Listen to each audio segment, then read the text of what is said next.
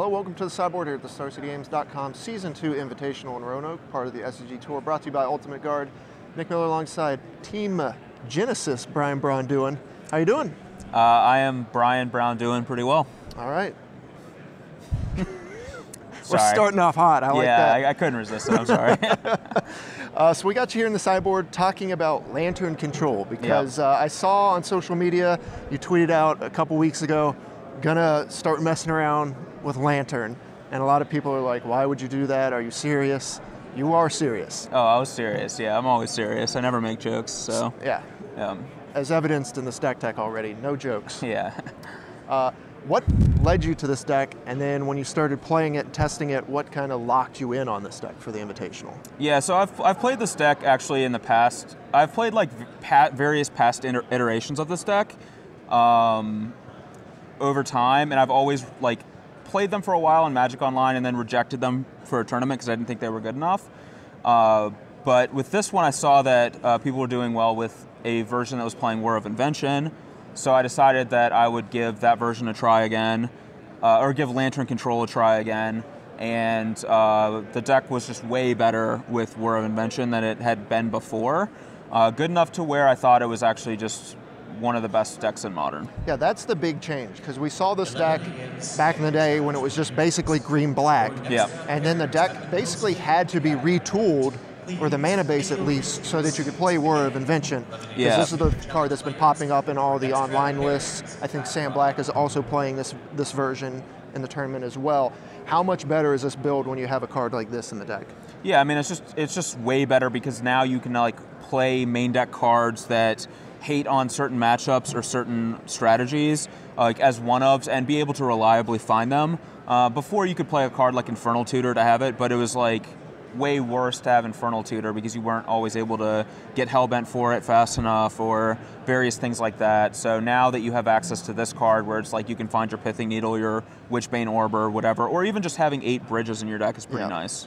Yeah, that seems to be one of the keys. So the way this deck plays, you know, we call it Lantern Control, but I would say it's probably like a hybrid Prison control deck. Yeah, it's kind of a mixture of the two, yeah. You have your hand disruption as your control elements along with stuff like Ensnaring Bridge, but then you have all these ways to lock your opponent out of the game, basically. Yeah. So how much tax does that put on you as a player when you have to manipulate the top of the deck, know when to mill, when, you know, all these super crazy decisions because of Modern's format? It's so wide, you have to kind of know everything that's going on. Yeah, this deck requires a large... I don't think the deck is like particularly difficult, but it requires a lot of format knowledge because every match you play, you have to know immediately like what their relevant cards are, and you have to know whether you should be like hitting them with Codex Shredders, hitting yourself with them, activating Pixis or not. Just little things like that that kind of require an understanding of like what's in their deck. Like if they're playing Snapcasters, you don't want to be milling them until you have the game under control, things like that. But it just really requires like knowing what's going on. Right, so you have your mill effects and your lantern effects between Shredder, Pixis, and then the lantern. Then you have your lockdown effects, which are basically Ensnaring Bridge in conjunction with that. So you just prevent them from attacking you, dealing you damage, and then how do you win the game? Yeah, so Ensnaring Bridge basically like locks out every creature in play and every future creature they'll draw. And then you basically like you use Hand Disruption to understand what they have in their hand. And you use Lantern of Insight, which allows both players to play with the top card revealed, so you know every card they're drawing, and then you win the game by using Codex Shredder and Pixis of Pandemonium to control the cards they draw, and eventually you can just mill them out with Codex Shredder. Alternatively, you can use Academy Ruins and Pyrite Spellbomb to just deal 2 damage to them until they die as well. All right, so are you more routinely just milling them or locking them? I assume they just concede once they're locked. Usually. Yeah, generally speaking, people will just concede when they know they can't win. But if they don't concede, like once the game starts to progress late, you just draw more and more Shredders and stuff, and then you can just start like milling them 5 cards every single turn, and the game ends actually relatively quickly. Right. Other things to mention in this deck, you have the utility lands, as you mentioned, Academy Ruins, which can recruit, the Spellbomb, but you also have Inventor's Fair, a card that's very relevant, and I saw you use it against Burn to stay alive, Yep. and then you can also tutor up the artifacts you need as well. Yeah, it's another tutor. It's really expensive to use. It's like you have to sack it and pay 4. Usually you don't have a chance to use it and also replay the card that you get off of it with it. But just gaining 1 life a turn is relevant in a lot of matchups, and having the ability to tutor is also relevant where like end of turn you can sometimes go find whatever card you need. Right. Lastly, of course, Ancient Stirring is the best cantrip in Modern. You get to use it in this deck very effectively. Yeah. Sideboard here, we've got more artifacts that you can tutor up and just kind of go into your game plan between Grafdigger's Cage, Pithing Needle, a couple welding jars. Then you have your additional discard between Thoughtseize. And then we get into the interesting cards, I think. So you got your Abrupt Decays. These used to be, I think, main deck in the green-black build, right?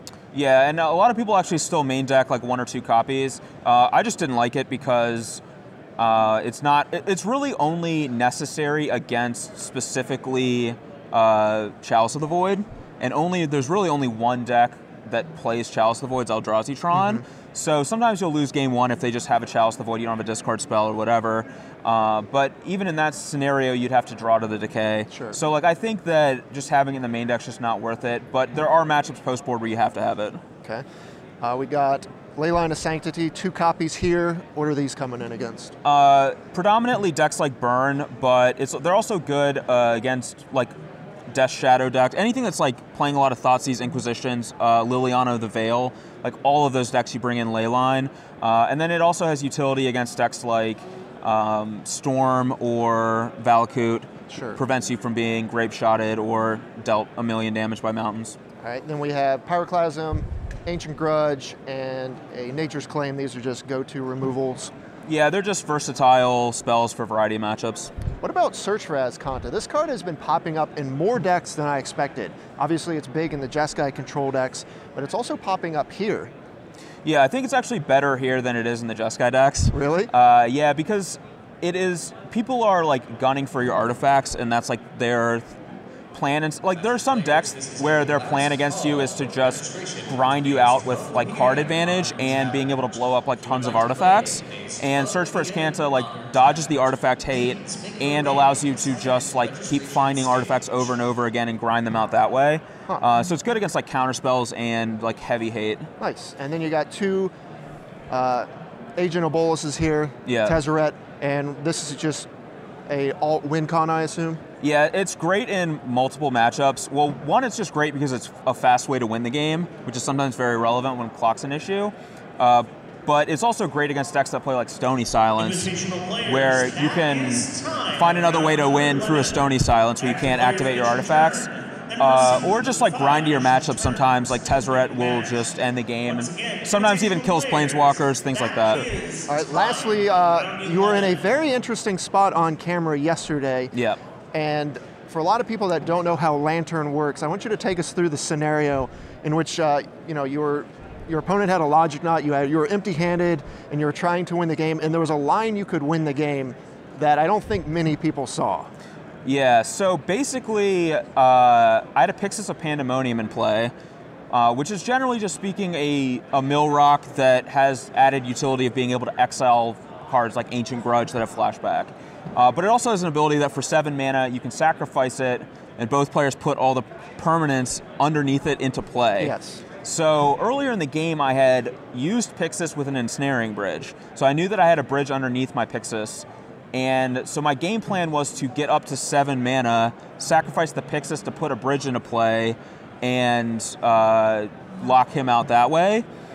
So my opponent had like counter spells and Geist of St. Traff that was basically killing me. And that was my only way to win, but I only had 5 lands in play. So what I had to do was, I had to search for Azcanta as well. I had to like use a Codex Shredder on myself, use a Lantern of Insight on myself, and then use Azcanta's ability to mill whatever the card was to get to exactly 7 to give myself a 6th land. And then I had to either draw a Mox Opal or a 7th land to be able to activate the Pixis to win. Okay. And that was the only line I could win, but I just like basically real life misclicked and just did the Search for Azcanta ability first. So that I just lost on the spot because I just did it in the wrong order. So unfortunate, but pretty awesome that you could identify that line to try to find a winning formula. Yeah, I had like kind of been playing to that for a while, been like giving him counter spells over the course of the game. But I think my plan in that game was great, but I executed it very poorly, even in earlier turns. Sure. All right, well, it was awesome having you here in the sideboard. This deck's a lot of fun for one side, not a lot for the other, but I bet you're having a good time. Yeah, it's been fun so far. I actually really thoroughly enjoy this deck. Traditionally, I don't like decks like this, but there's something about this deck that's a lot of fun. All right, well, thanks for joining me here in the sideboard. For Brian Braun-Duin, I'm Nick Miller. Stay tuned to StarCityGames.com all week long for the action here in Roanoke.